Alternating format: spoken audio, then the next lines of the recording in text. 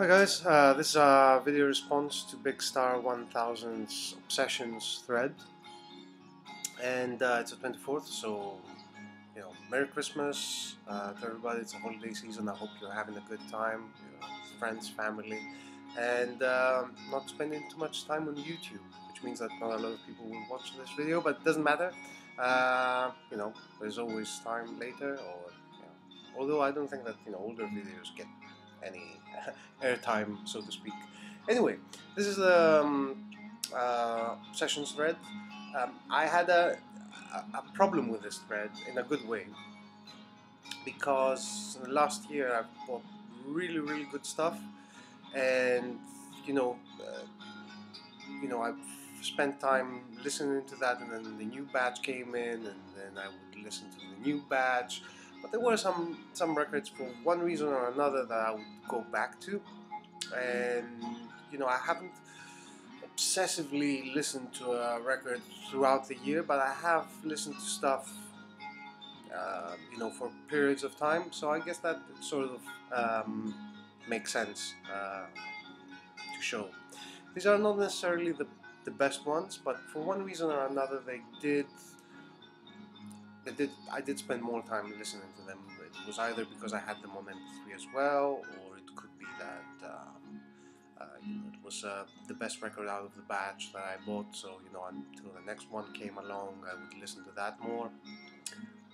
Many reasons. It doesn't matter, but it certainly doesn't represent the absolute best of 2011.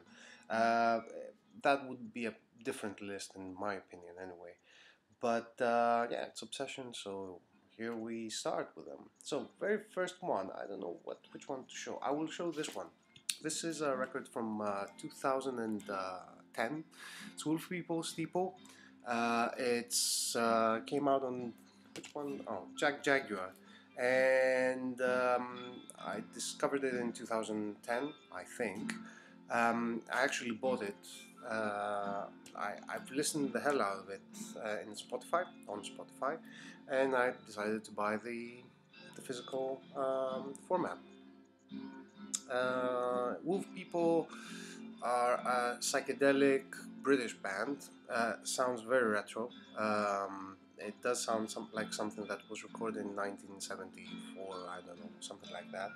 There have been some comparisons drawn between these guys and Fairport Convention. I'm not very big on Fairport Convention. I'm not very familiar with their stuff.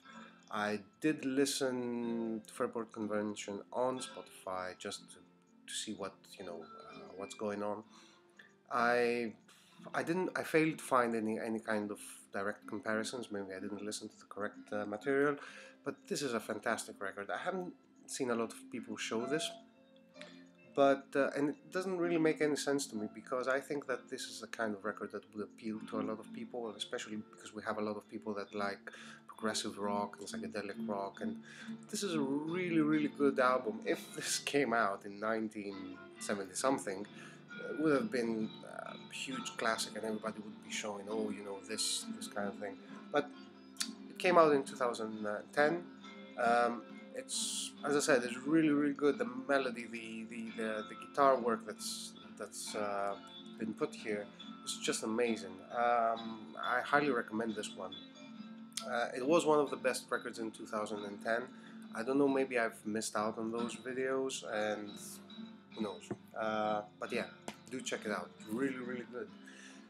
Speaking, I just said videos, and immediately something that I forgot came to mind, which was, yeah. So this one, it wasn't in the pack of records that I put out. This is the Rubaiyat of Dorothy Ashby. I did a video for this one, well, half a video basically, but I was well impressed with this one. It was shown by Big Star 1000 before me. I hadn't seen that video, and yeah, I just said, oh, you know what? I discovered this record. It's like, yeah, well, there was a video before you.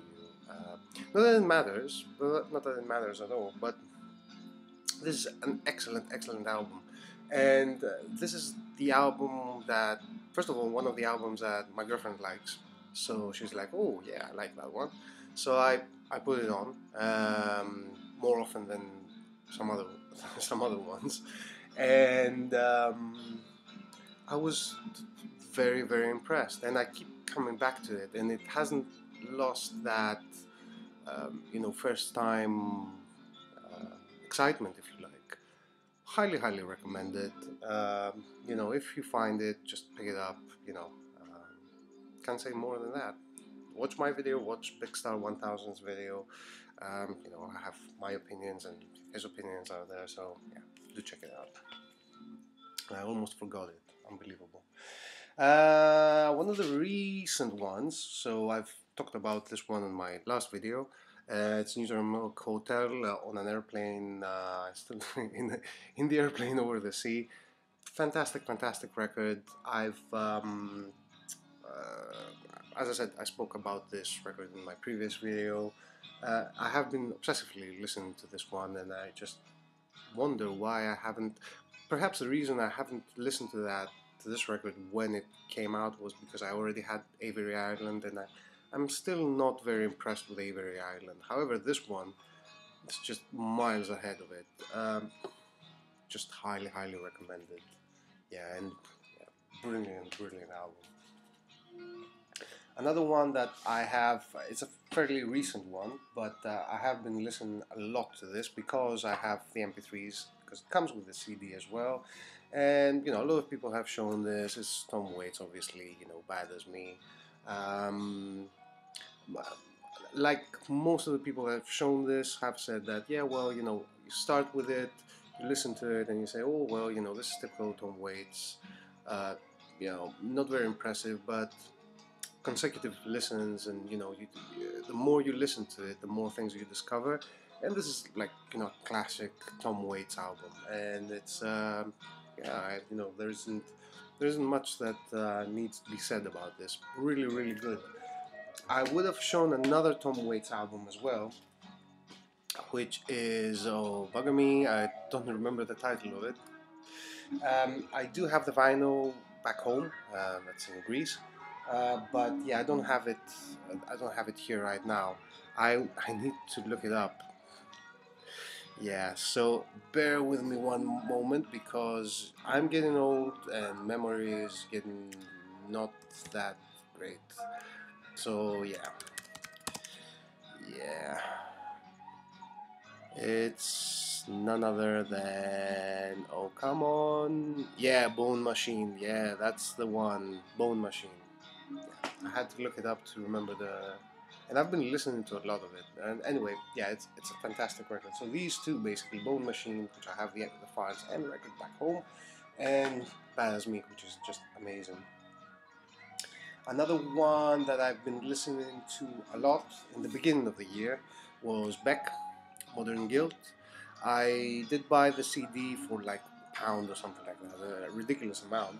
And after some months, I found the LP, which was going for £7, and for here it's just ridiculously cheap. I couldn't resist not buying this one.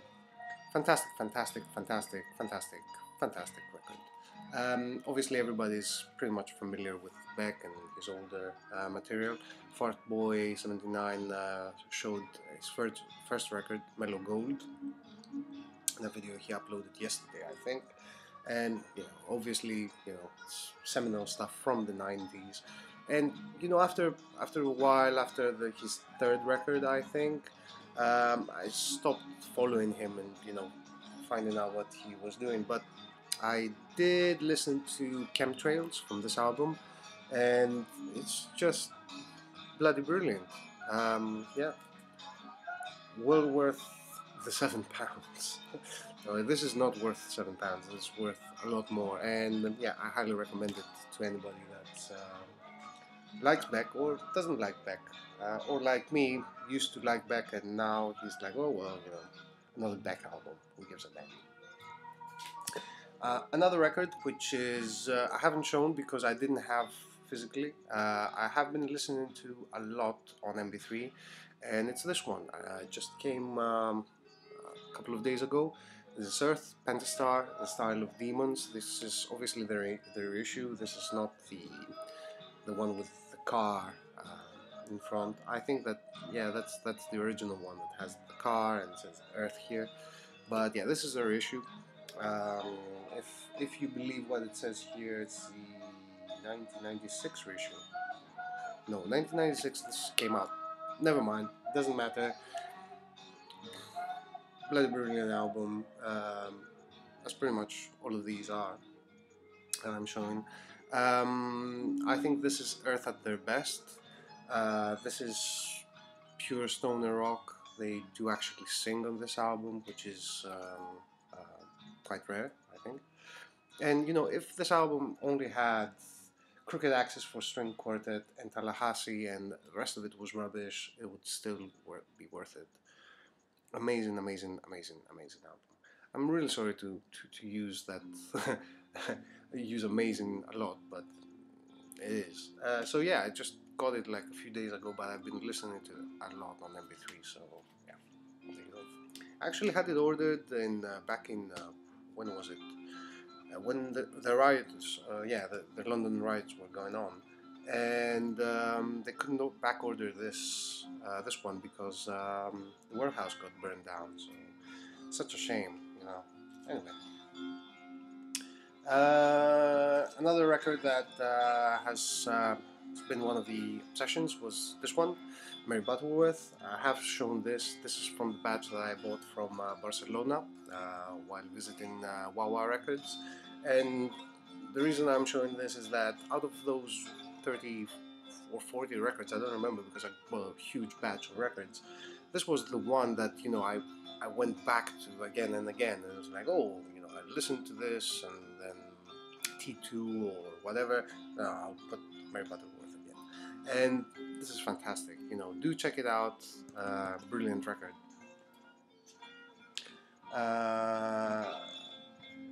One of the discoveries that I did last year was a band, well, one-man band basically, Umberto, and this is The Prophecy of the Black Widow.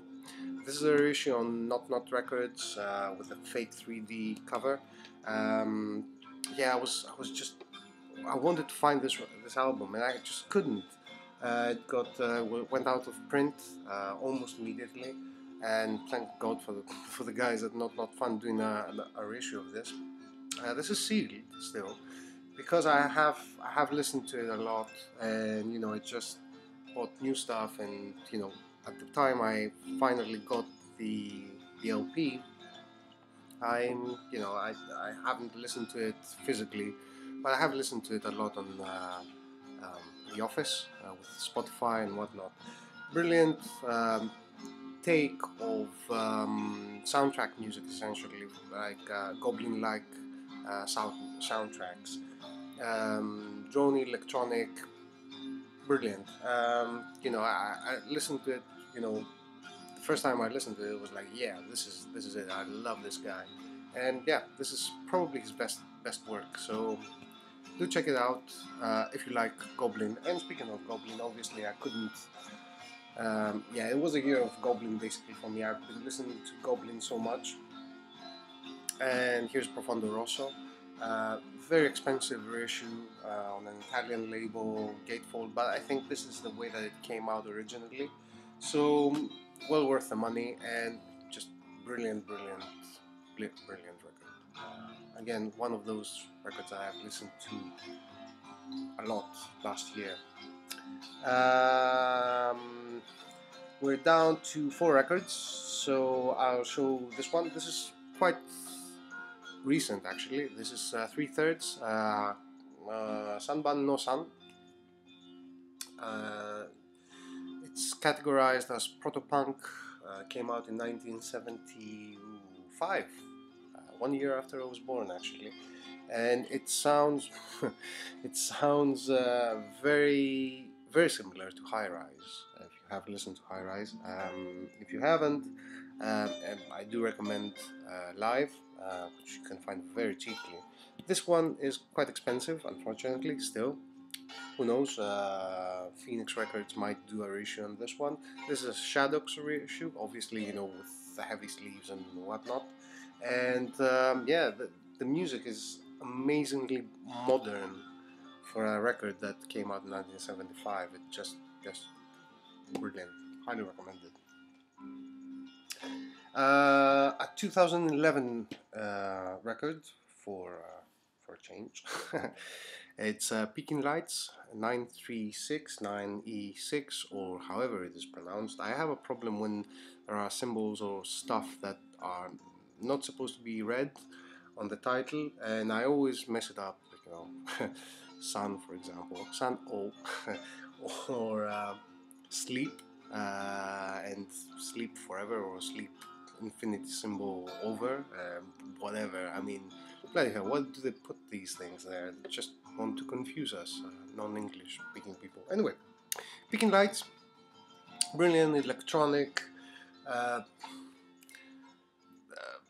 it's really hard to pin down and just say that, you know, it's electronic, it's ambient, it's something, something, something. It has electronic elements, it has dub elements, it has pretty much the kitchen sink, if you like. I haven't met somebody that I've put this record for him to listen and not like it. So, and probably one of the best releases in 2011 actually. So highly recommended, brilliant, and my girlfriend liked it, which is always good. It's always good because the next one she didn't like at all. The next one I don't think that anybody likes at all, and I think that's the aim. That's what these people are aiming for. So it's the Brain Bombs, Urge to Kill, Swedish band. Look at the titles: misanthropic, yeah, sociopathic lyrics combined with amazing Stygian guitars and repetitive riffing. Horns come here, just blur the whole thing. It's bloody brilliant. I love this record, and you know, I kind of feel bad every time I show the Brain Bombs, and I always apologize. But the Brain Bombs probably don't care about that. It's their aim to shock. It's their aim to do whatever, and you know, it's one of those bands that I have, you know, listened to the album and then just try to find information about them because I'm quite fascinated with them. And there's nothing to find. There are very few interviews that just don't make any sense, and their site is just not very informative about what they do or what they are. And yeah, I think that it's just just stage the whole thing to make it weird, I guess. So yeah, Brain Bombs, really good, really sick, but really good. Down to the last two, Inner Mystique by the Chocolate Watch Band. I bought this thinking that it's like gonna be straight garage rock, straight garage psychedelic kind of thing going on, but it wasn't. It was very spiritual. It was very organic, at least the first side, and I was just blown away by this. Brilliant, brilliant, brilliant album. If you'd like, check the psychedelia. I mean, you know, do check this out. Do. And finally, this is the final album from the Obsessions. I don't know how many albums I've shown actually. It's probably more than 10. I don't know. It's this one. It's Gnod with White Hills, and the album is 2. Yeah, Gnod Dropout with White Hills number 2.